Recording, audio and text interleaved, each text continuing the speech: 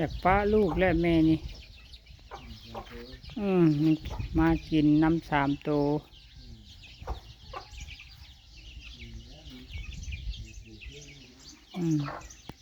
นางบาทแม่นั่น12 โตยังคือเก่า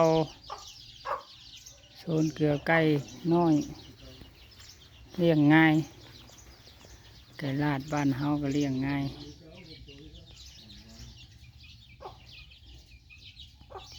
แม่นั่นแม่ลูกมันแม่3 โตนี่พ่อเฒ่าตัวหนึ่งแล้วแม่6 โต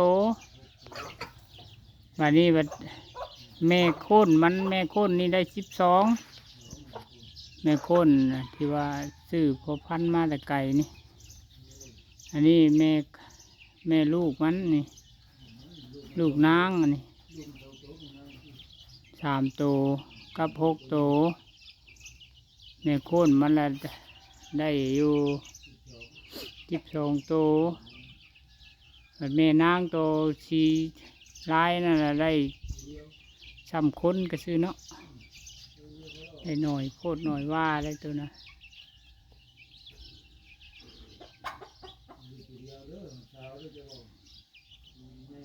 นี่ได้12 โต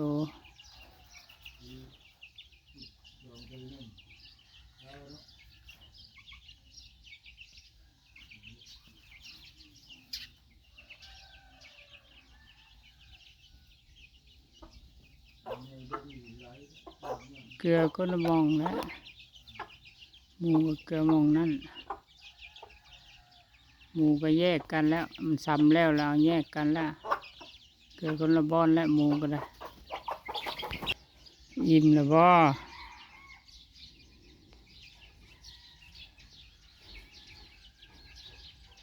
กุ๊กกุ๊กกุ๊กกุ๊กกุ๊กกุ๊กกุ๊กแม่6 ตัวยังบ่มา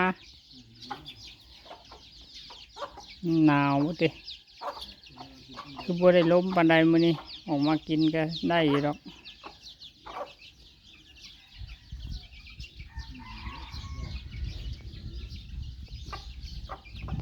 บ่หนาวปานใดแต่ว่ามันหมูละง่ายมาเกลืออยู่จุดนี้มื้อนี้เพราะว่าหม่องนี้เกลือไก่ใส่บ่ได้เนาะมันมีขี้แกบเจ้าหมูต้องเกลือตั้งหากหมูกำลังซ้ำแล้วก็แยกกันอยู่แม่น้อยก็ไว้ตั้งหากเจ้าเทิกกะไว้ตั้งหากไว้คนละหม่องเลยวันนี้ขอบใจFCเพื่อนซ้ำนี่แหละกิจกรรมประจำเช้า